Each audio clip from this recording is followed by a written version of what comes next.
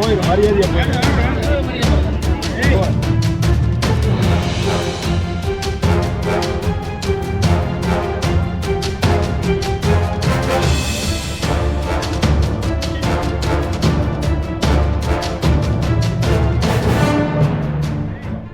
போட்டோம் அந்த மசோதாவை. அது இதுக்கு முன்னாடி நாங்க போட்டிருக்கோம். 100 நாள் பெட்ரோல் டீசல் கேஸ் விலை ஏற்றப்ப போட்டு சஸ்பெண்ட் ஆயிருக்கு.